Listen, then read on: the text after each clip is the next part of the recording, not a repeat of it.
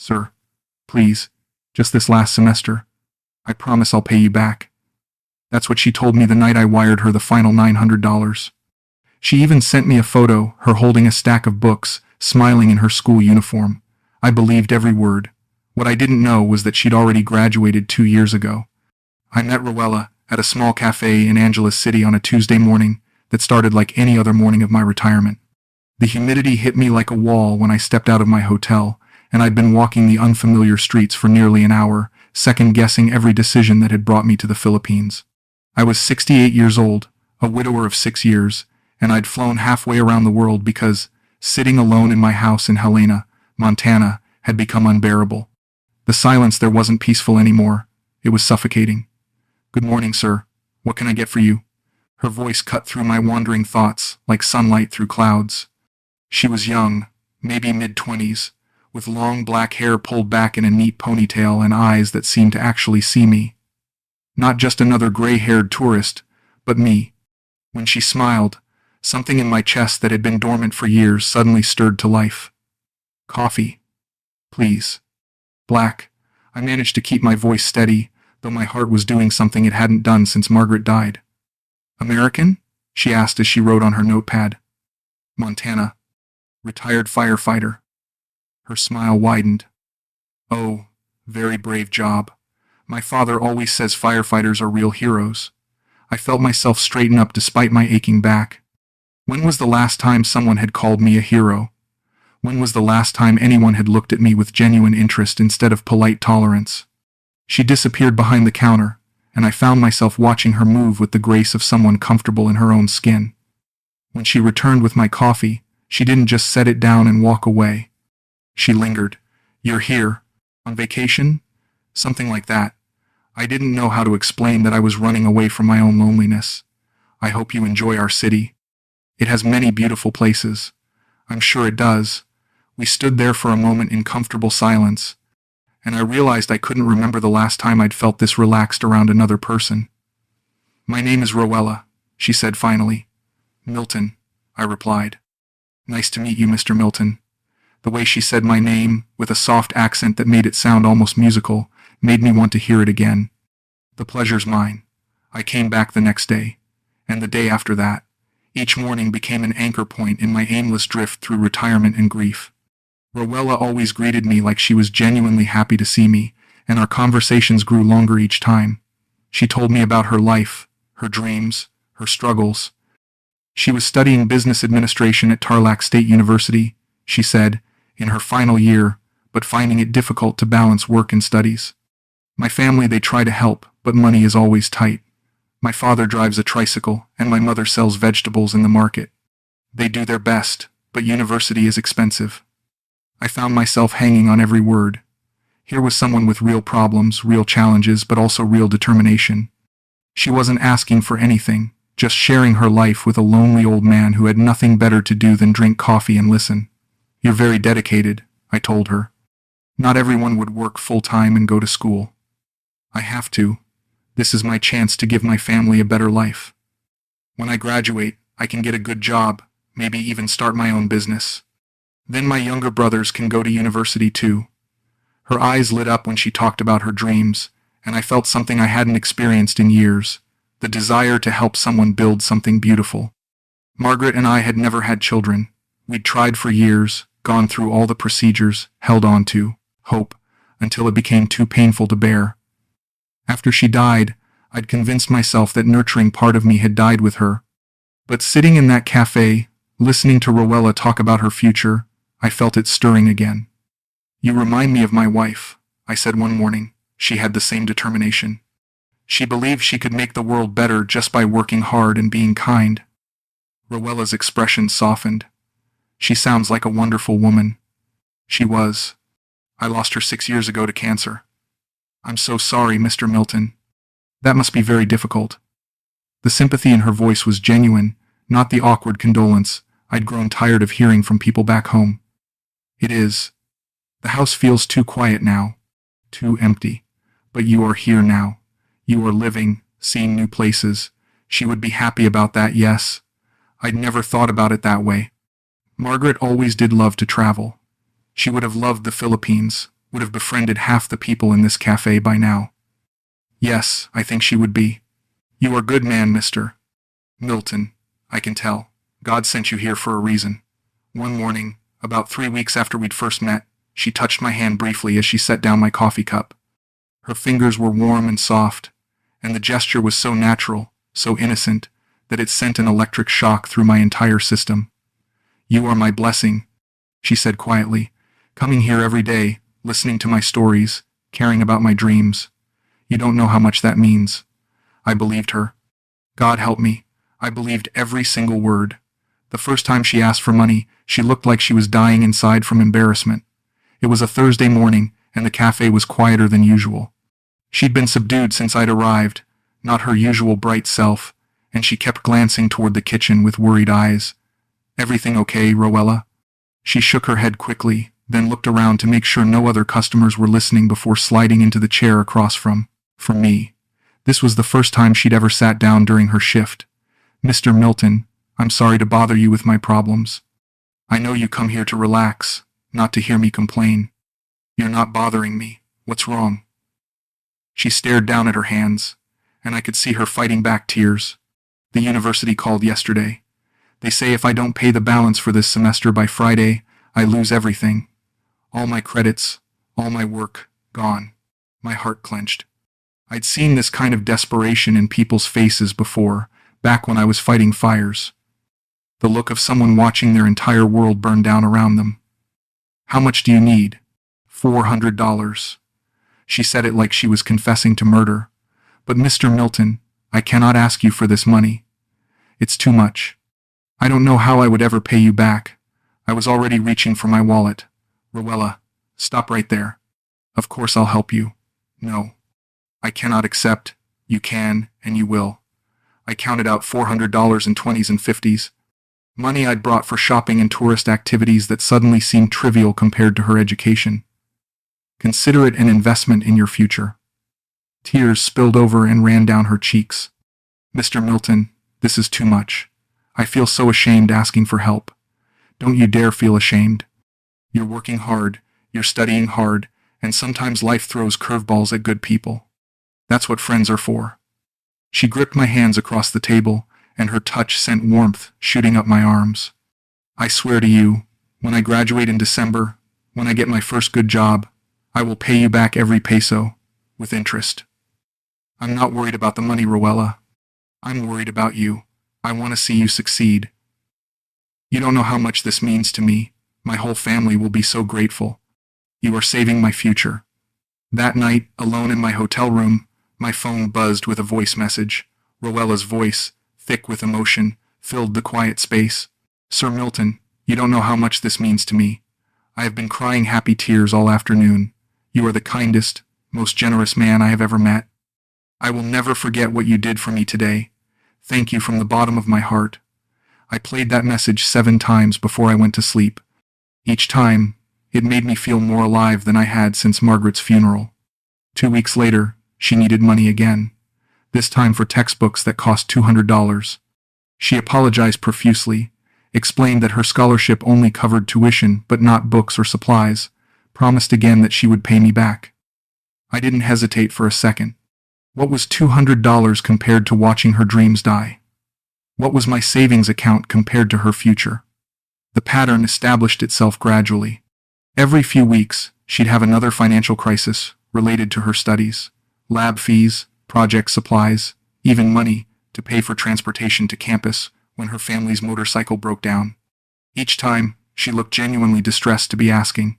Each time, she promised to pay me back. Each time, I gladly helped. I had more money than I knew what to do with anyway. Margaret's life insurance, my firefighter's pension, our savings account that we'd never needed to touch. What was the point of letting it sit in a bank when I could use it to help someone build a better life? A month into our relationship, she started sending me photos that filled me with a pride I hadn't felt since Margaret graduated nursing school 40 years earlier. Roella, in her crisp white school uniform, standing in front of a concrete building with Tarlac State University carved into the stone above massive wooden doors. Another photo of her sitting at a library table covered with thick textbooks, highlighters, and notebooks covered in her neat handwriting. One picture showed her with a group of fellow students, all in matching uniforms, smiling after what she said was a particularly difficult exam, passed with high marks. She'd written in the message that came with that photo. I showed these pictures to everyone who would look. At the grocery store in Helena, during one of my brief trips home, I pulled out my phone and showed the checkout girl. That's the young lady I'm helping through college in the Philippines. Smart as a whip, business administration major. The girl smiled politely and handed me my receipt. At the VFW post, I became known as the guy who was sponsoring a student overseas. Most of the other retired veterans seemed impressed by my generosity. They'd nod approvingly when I showed them Roella's latest photos or shared updates on her academic progress. But Jimmy Morrison, a Vietnam vet with 3 tours under his belt and eyes that had seen too much, wasn't as easily impressed. "How do you know she's actually in school?" he asked one Thursday night after I'd shown off Roella's latest batch of study photos. The question hit me like a slap. "What do you mean, Jimmy?" "I mean, how do you really know? You ever talk to her professors? See her actual grades? Visit the campus?" I felt heat rising in my cheeks. "Jimmy, why would she lie about being in school?" He leaned back in his worn leather chair and gave me the look he usually reserved for politicians and used car salesmen. "Milton, you're sending money to a girl half your age in a foreign country. Money makes people do things they wouldn't normally do. Hell, it makes people lie about things that should be sacred. You're being paranoid." "Maybe, but I've seen this before, brother. Pretty girl, sob story, American man with deep pockets. It's older than the Spanish-American War." Other guys at the table started paying attention to our conversation. I felt embarrassed and defensive. "She's not some scammer, Jimmy. She sends me photos. She tells me about her classes. She's working towards something real. Photos can be staged, brother. Stories can be memorized. I'm not saying. She's definitely lying, but..." He shrugged. "Maybe just ask some questions. Verify things. What's the name of her advisor? What classes is she taking this semester? Who are her professors?" I pushed the thoughts away as soon as I got home. Jimmy was naturally suspicious of everyone and everything. 3 tours in Vietnam had made him see enemies and conspiracies everywhere he looked. Besides, I had evidence. I had photos of Roella in her uniform, at her school, with her textbooks. I had her stories about late-night study sessions, difficult professors, and the pressure of final exams. Love makes you ignore questions you don't want answered. And what I felt for Roella, whether it was love, infatuation, or just desperate loneliness, made me want to believe in her completely. The first crack in my faith appeared during my 4th month in the Philippines. Roella had mentioned her cousin May several times in passing, usually in the context of family gatherings or shared shopping trips. When she finally introduced us at the café one afternoon, I was expecting someone similar to Roella, polite, soft-spoken, deferential. Instead, May was a compact firecracker with short hair, direct eye contact, and a handshake that could crack walnuts. "So you're the American Roella talks about," she said, settling into the chair next to her cousin. "She says you're very kind to her. Just trying to help a bright young woman finish her education." I smiled, expecting the usual grateful response I'd grown accustomed to from Roella's family and friends. Instead, May's eyebrows knitted together in confusion. "Education?" She looked at Roella, then back at me. "Roella's smart, but I don't know why she keeps playing dress-up." My coffee cup froze halfway to my lips. "I'm sorry, what?" "May is joking." Roella jumped in quickly, her voice higher than usual. "She always teases me about how serious I am about my studies." But May looked genuinely puzzled, like she didn't understand what she'd said wrong. "Dress up? I was just saying that you always wear that wrong. May, why don't you go order something to eat?" Roella's interruption was sharp enough to cut glass. "I'm treating you today." May shrugged and headed toward the counter, leaving me alone with Roella, who suddenly couldn't meet my eyes. "What did she mean by dress up?" I asked. Roella laughed, but it sounded forced. "Nothing important. May is always making silly jokes. She thinks I take my school uniform too seriously. That I'm always dressed up like a student even when I'm not in class. But you are a student." "Of course I am." She touched my hand across the table. "Mr. Milton, you worry too much. May just has a strange sense of humor." That night in my hotel room, the phrase echoed in my head like a song I couldn't shake. Playing dress up. It was such an odd way to describe someone wearing their school uniform. Unless Unless it wasn't really a school uniform. Unless the person wasn't really a student. I tried to push the thought away, but it had taken root and was growing stronger by the hour. The next morning, I arrived at the cafe early, hoping to ask Roella some casual questions about her studies. But instead of our usual easy conversation, I found myself scrutinizing every word she said. When she mentioned a difficult exam in marketing principles, I asked about her professor's name. She hesitated for just a moment before answering. When she talked about a group project, I asked about her teammates. Again, that tiny pause. Roella, you're still enrolled in school, right? Still working toward graduation in December? The question came out more directly than I'd intended. She tilted her head and studied my face with an expression I'd never seen before. Something calculating, something careful. Mr. Milton, don't you trust me? The question hit me like a punch to the stomach. Of course I trust you. Then why are you asking me these questions? Why? Are you treating me like a criminal? Her voice rose slightly, drawing glances from other customers. I'm not treating you like anything. I'm just concerned about your education, your future. My future is fine. My education is fine. Everything is fine. She stood up abruptly. I have to get back to work. I didn't ask again. I couldn't find a way to phrase the questions that didn't sound accusatory, that didn't imply I thought she was lying to me. And deep down, I was terrified of what the answers might be. The truth has a way of finding you when you're least prepared for it, like a house fire that starts in the walls where you can't see the smoke until it's too late to save anything. By November, I'd been sending Roella money for 7 months. Always for school-related expenses, always with heartfelt promises to repay me after graduation, always accompanied by photos and stories that kept my doubts at bay. The amounts had gradually increased too. What started as a few $100s for tuition had grown to include money for a laptop she needed for her senior thesis, fees for graduation ceremonies, and even help with her family's medical bills when her father injured his back. All told, I'd sent her nearly $10,000. I kept track in a notebook, not because I was worried about getting paid back, but because I wanted to remember every way I'd been able to help her build her future. That's when I decided to surprise her with the ultimate gift. I would pay her final semester's tuition directly to the university. It would be my graduation present to her, a grand gesture that would ensure she could finish her degree without any financial stress. I imagined her reaction when I told her. The tears of joy, the gratitude, the relief of knowing her education was secure. When I brought up the idea over our morning coffee, her reaction wasn't what I'd expected. Her face went pale, and she set her cup down with shaking hands. Oh, Mr. Milton, that's so incredibly generous. But the process for foreign payments is very complicated. The university requires many documents, special forms. I don't mind complicated. I have all the time in the world, and I want to make sure this gets done right. But really, it's much easier if I handle the payment myself. The university office, they know me, they know my situation. If you send the money to me, I can take care of everything the same day. Something in her voice triggered every alarm bell in my head.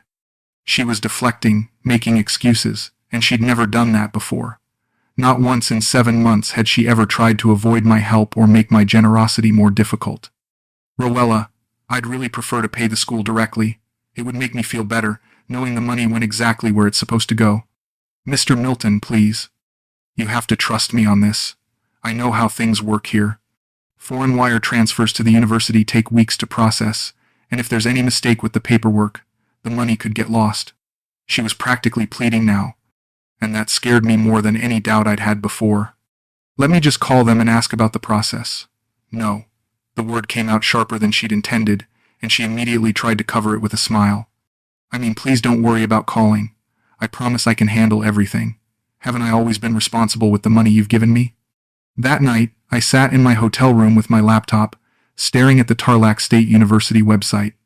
My hands trembled as I composed an email to the registrar's office. I told myself I was just gathering information, just trying to understand the process so I could help Roella more effectively. But deep down, I knew I was looking for something else. Proof, evidence, truth. Dear Registrar, I wrote, my name is Milton Graves, and I am interested in sponsoring the final semester tuition for one of your students, Roella Santos. She is currently enrolled in your business administration program and is scheduled to graduate in December 2025. Could you please provide information about the process for direct tuition payments from international sponsors? I included my contact information and hit send before I could talk myself out of it. The response came 18 hours later, while I was having breakfast at a different cafe across town. I'd been avoiding Roella's workplace because I couldn't face her until I knew what I was dealing with. The email from Dr. Maria Concepcion Santos, registrar at Tarlac State University, was brief and devastating. Dear Mr. Graves, thank you for your inquiry about sponsoring a student at our university. However, I must inform you that we have no record of a Roella Santos currently enrolled in our business administration program or any other program at Tarlac State University. Our records show that a student by that name graduated from our business administration program in May 2023. She is not currently enrolled in any courses at our university and has not been enrolled since her graduation 2 years ago. If you have been told otherwise, I strongly suggest you verify this information directly with the individual in question. Regards, Dr. Maria Concepcion Santos, University Registrar. I stared at the screen for what felt like hours, reading the words over and over, hoping they would change. May 2023. She had graduated from business administration 2 years ago. 2 years, every photo in her school uniform, every story about late-night study sessions, every desperate request for tuition money, all of it built on a foundation of lies so elaborate I couldn't even comprehend the planning it must have taken. My hands shook as I scrolled back through months of text messages, looking at our conversations with new eyes. Every exam week she'd mentioned, every difficult professor she'd complained about, every school project that required additional supplies, all fabricated, all designed to extract money from a lonely old man who wanted so desperately to matter to someone that he'd ignored every red flag.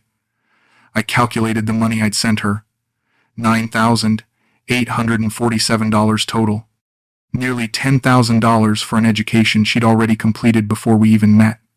I thought about showing off her photos at the VFW post, bragging about supporting a student overseas. I thought about the pride I'd felt when she sent me pictures of her with textbooks and study groups. I thought about Jimmy Morrison asking how I knew she was really in school, and how dismissive I'd been of his concerns. The worst part wasn't the money. The worst part was realizing how perfectly she'd read me, how expertly she'd crafted every lie to match exactly what I needed to hear. She'd found a widowed retiree with more money than purpose and convinced him he was saving her future. She'd turned my grief into her gold mine. The next morning, I walked into the cafe where we'd met, where I'd fallen in love with her smile and her dreams. My legs felt like rubber, and my heart was beating so hard I was surprised other people couldn't hear it. She was behind the counter, looking as beautiful and innocent as the day I'd first seen her 8 months earlier. When she saw me, her face lit up with genuine pleasure. Mr. Milton, I was wondering where you were yesterday. You never miss your morning coffee. Her ability to maintain the charade even now was breathtaking in its audacity. Good morning, Roella. Could we sit and talk for a few minutes? Of course. Let me just finish with this customer. She served coffee to a young Filipino man with the same warm efficiency she'd always shown me, then wiped her hands on her apron and joined me at our usual table by the window. The morning light streaming through the glass made her look even younger than her 24 years. You seem serious today, she said, reaching across to touch my hand. Is everything okay? I pulled out my phone and opened the email from the university. Registrar. Roella, I need to ask you something, and I need you to be completely honest with me. She nodded, but I could see tension creeping into her shoulders. Are you currently enrolled in school? Yes, of course I am. You know this, Mr. Milton. We talk about my classes all the time. Are you taking courses right now? This semester? Yes. Why are you asking me these questions? I turned my phone toward her and watched her face carefully as she read the registrar's email. For just a moment, her careful mask slipped completely. No surprise, no confusion, no indignation at being accused. Just the cold, calculating expression of someone who'd been caught in a lie and was deciding how to handle it. The transformation was so complete, so sudden, that I felt like I was looking at a stranger. This is a mistake, she said finally, her voice steady and calm. Sometimes the university computer records get mixed up, especially with common names. Roella, this email says you graduated in May 2023. 2 years ago. This is very confused situation. Sometimes my cousin May used my name to take classes when she couldn't afford her own registration. The computer system got our records mixed together. The lie came so smoothly, so effortlessly, that I realized this wasn't panic.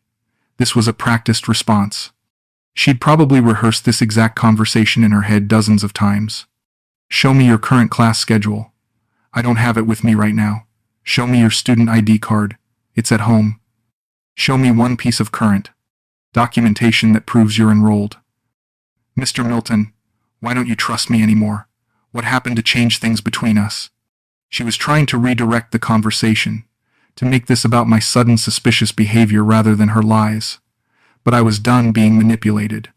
Roella, just tell me the truth, please. Just once, tell me the truth. She leaned back in her chair and looked at me with an expression I'd never seen before. Cold, detached, clinical, like she was studying a specimen under a microscope. Mr. Milton, I never forced you to give me money. You wanted to help. You said you were happy to help me. But you lied about why you needed it. You lied about being in school.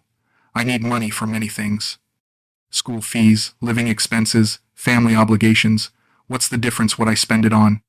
The casual cruelty of her response hit me like a physical blow. 8 months of carefully constructed intimacy, 8 months of shared dreams and mutual affection, and she could dismiss it all with a shrug. The difference is, I trusted you. I cared about you. I thought I was helping you build a future. You chose to trust me. You chose to care. I never asked you to do those things.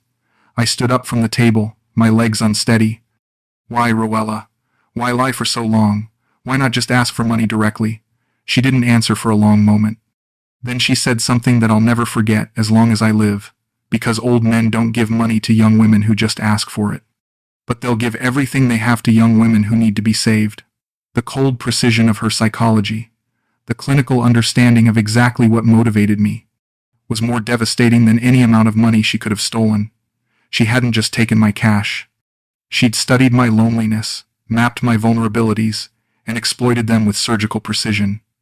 I never want to see you again, I said. She nodded as if this was exactly what she'd expected. Goodbye, Mr. Milton. Thank you for everything. She didn't apologize. She didn't show remorse. She didn't even pretend to feel bad about what she'd done. She just thanked me for the money and moved on with her day. I should have left Tarlac that afternoon. I should have packed my bags, caught the next flight to Manila, and put the entire experience behind me.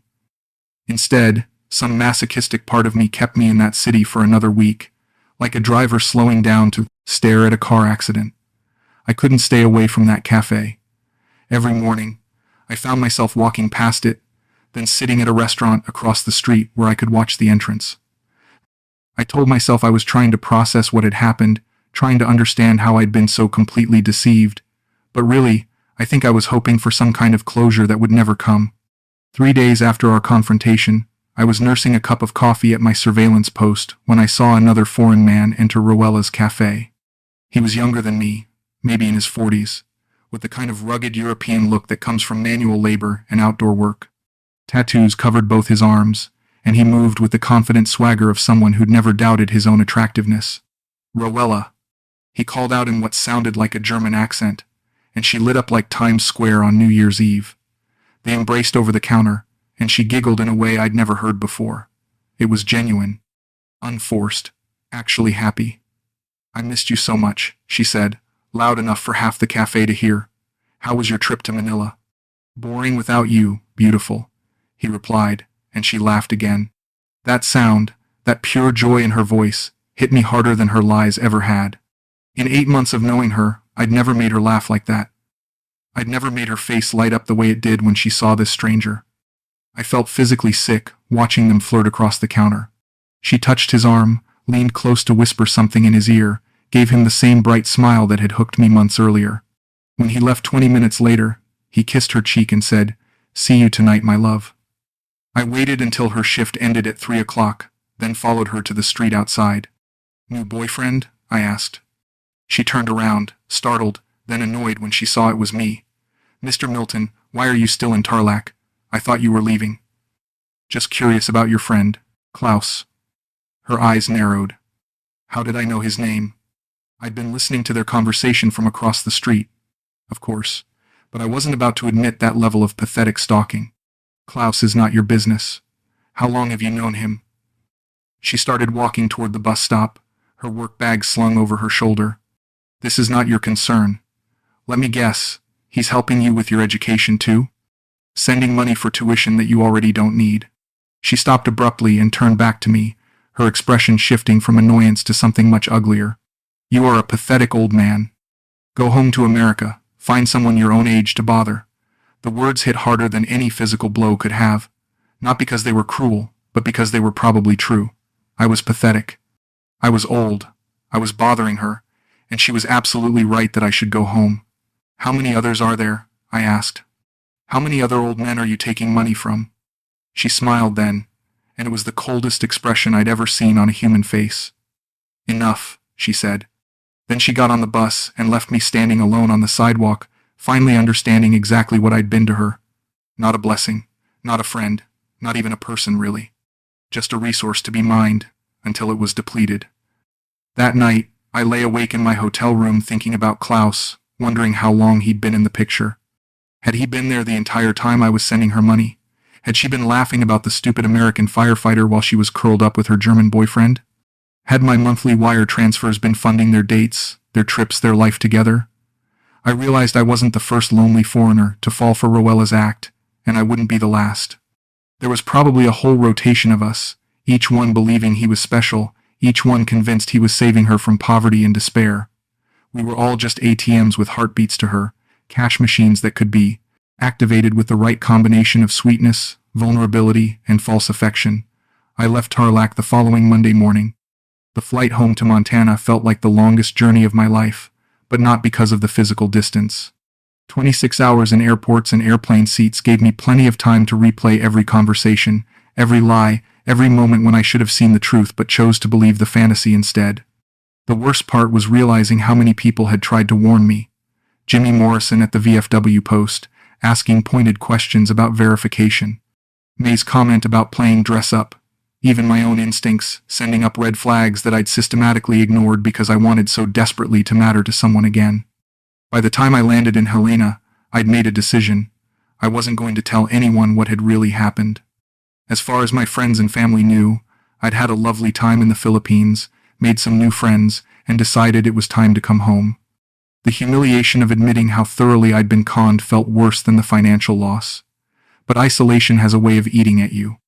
Back in my empty house, surrounded by reminders of Margaret and the life we'd built together, I found myself obsessing over every detail of my relationship with Roella. I'd check her Instagram account compulsively, watching her post photos of new clothes, restaurant meals, beach trips, pictures with Klaus and other men I didn't recognize. Once, about a month after I returned home, she posted a photo that made my blood run cold. It showed her at what looked like a graduation ceremony, wearing a cap and gown, holding a diploma, surrounded by smiling family members. The caption read, "Finally graduated. Thank you to all the people who believe in me and support my dreams. I couldn't have done this without you." I stared at that photo for an hour, trying to understand what I was seeing.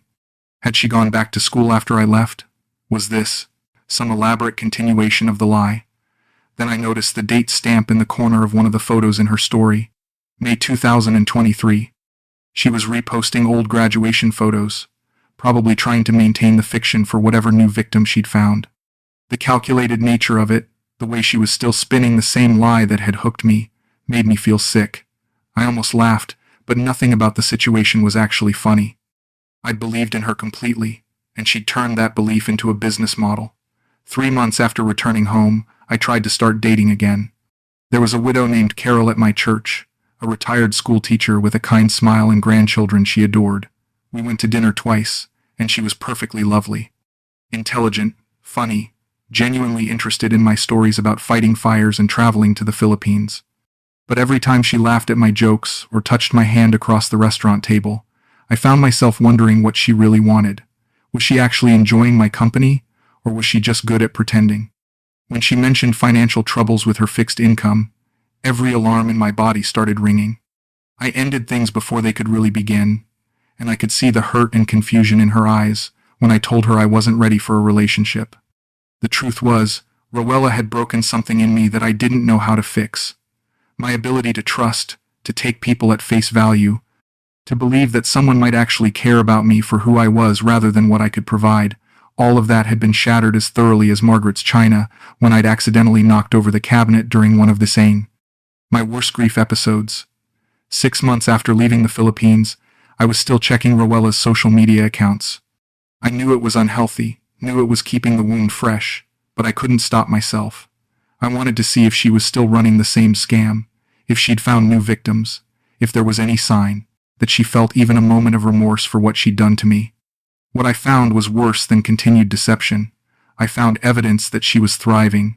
Her Instagram showed a completely different life than the struggling student persona she'd maintained for me. Designer handbags, expensive restaurants, weekend trips to Boracay and Palawan.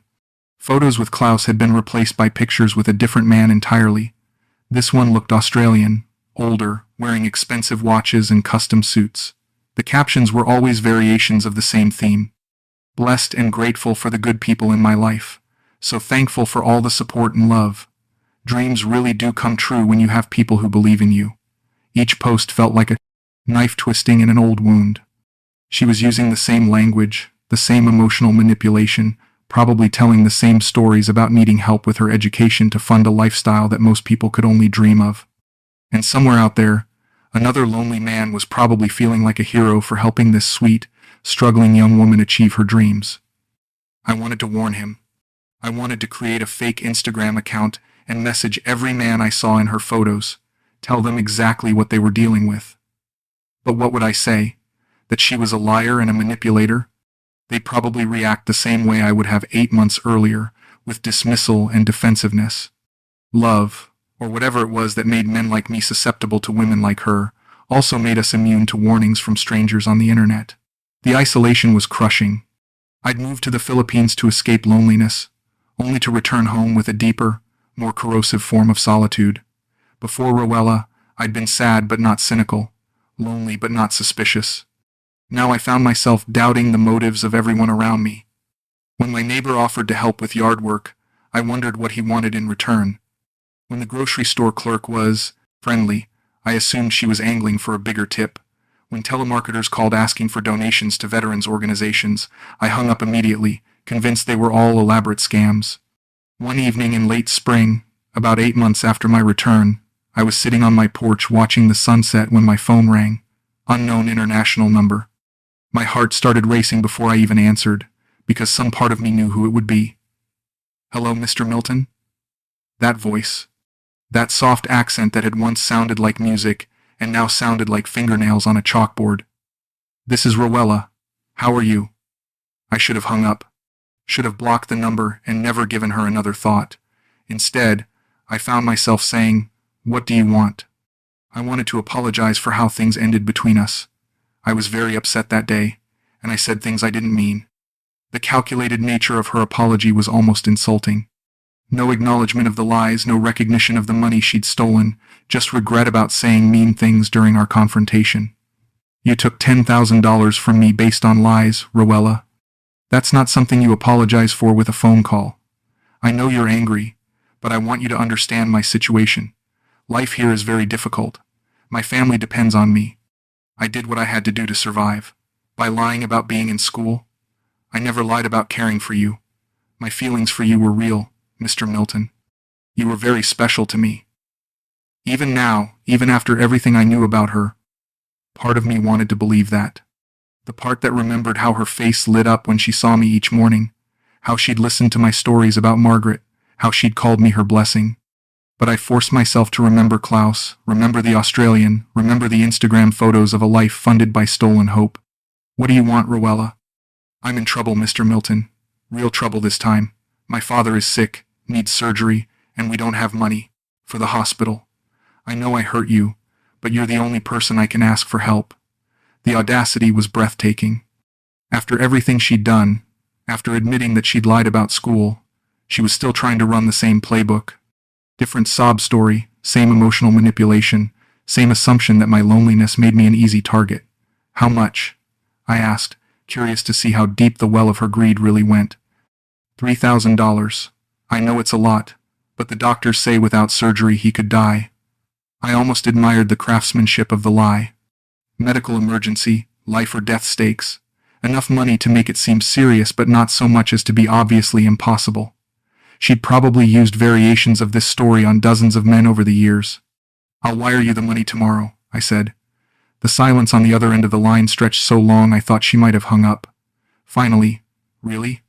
You'll help me?" "Of course. Send me the bank details." "Oh, Mr. Milton, you don't know what this means to me.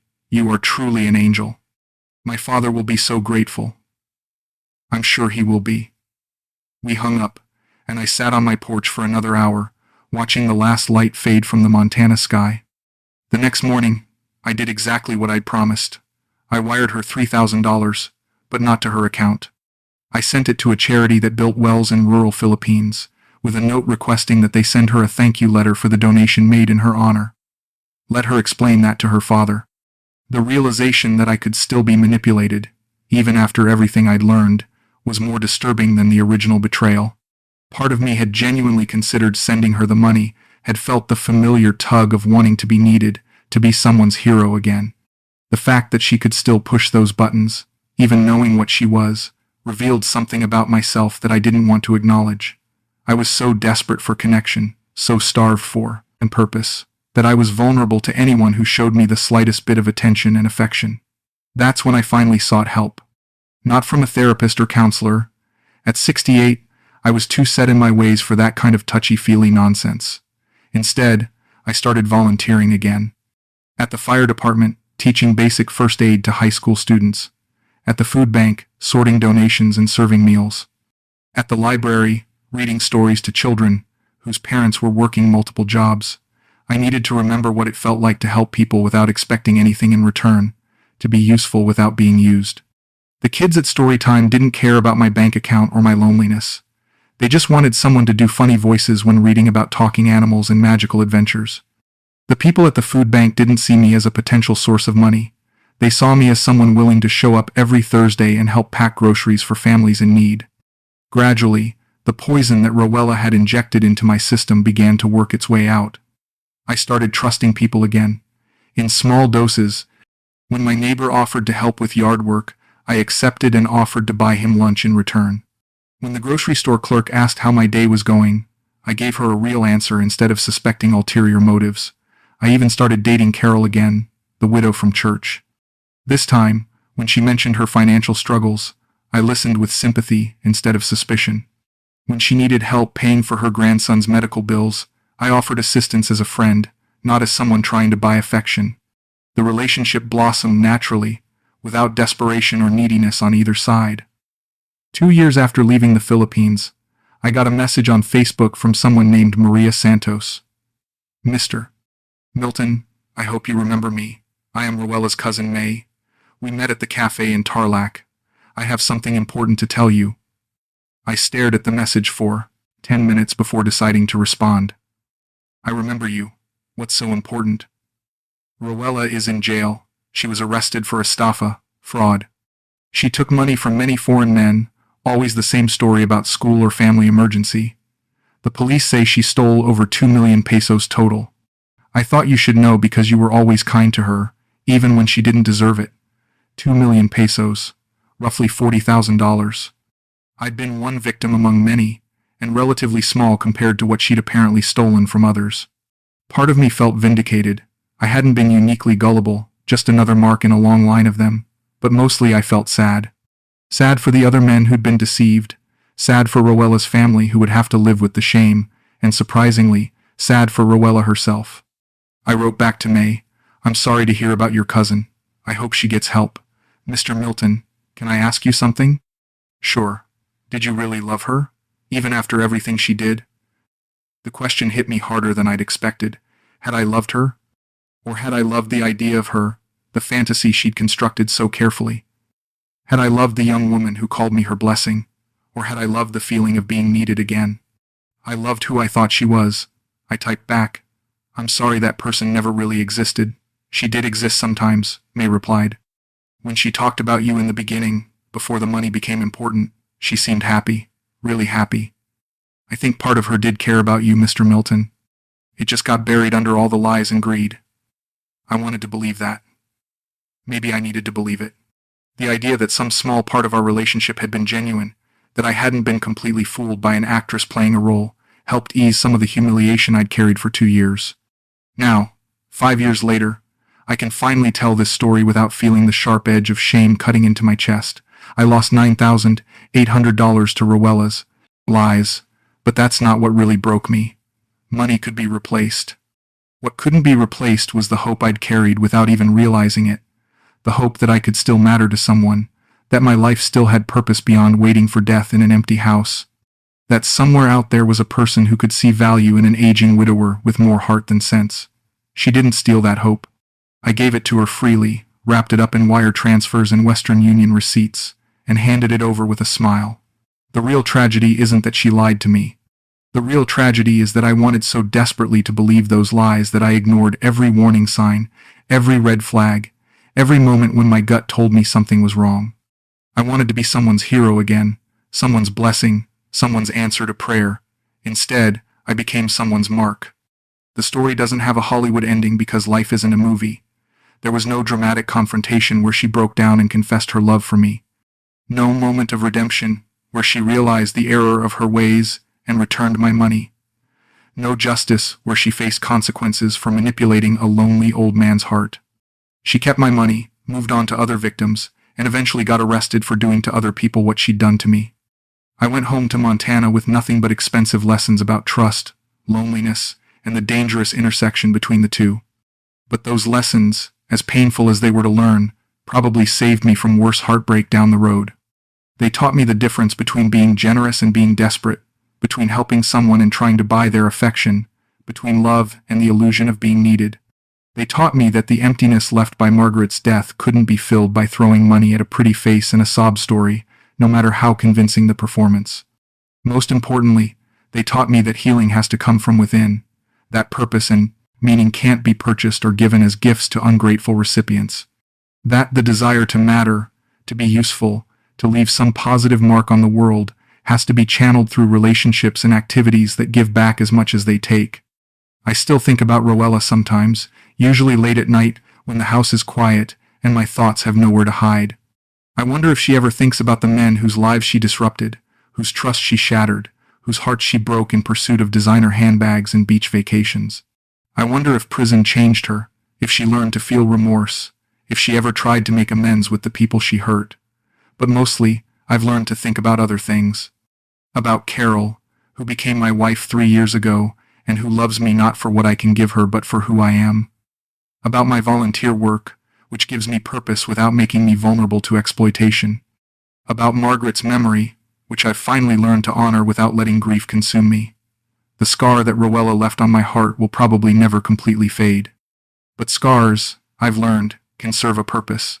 They remind you of dangers you've survived, mistakes you won't make again, lessons that cost too much to forget. Mine reminds me every day that love should lift you up, not empty your bank account. That trust should be earned over time, not given freely to anyone who shows you attention. That desperation makes you vulnerable to people who specialize in exploiting vulnerability. If you're reading this and you recognize yourself in my story, if you're lonely, if you're sending money to someone you've never met in person, if you're being asked to keep your relationship secret from friends and family, please stop. Please ask the hard questions I was too afraid to ask. Please verify the stories you're being told. Please remember that real love doesn't require constant financial sacrifice from one partner and no sacrifice from the other. And, if you're like I was, isolated, grieving, desperate for connection and purpose, please find healthier ways to meet those needs. Volunteer somewhere that matters to you. Join groups of people who share your interests. Invest in relationships with people you can actually see and touch and verify. Build a life that has meaning beyond making yourself useful to someone who doesn't actually care about you, because you deserve better than being someone's ATM with a heartbeat. You deserve better than funding someone else's lies with your own desperate hope. You deserve to matter to someone who would choose you even if you didn't have a single dollar to your name. That's the truth Roella taught me, though I doubt she meant to. In breaking my heart, she forced me to rebuild it stronger. In stealing my money, she taught me the difference between generosity and desperation. In lying to me so expertly, she taught me to value honesty above all else in my relationships. She said she needed money for tuition, but she was already graduated. What I needed was purpose, connection, and hope.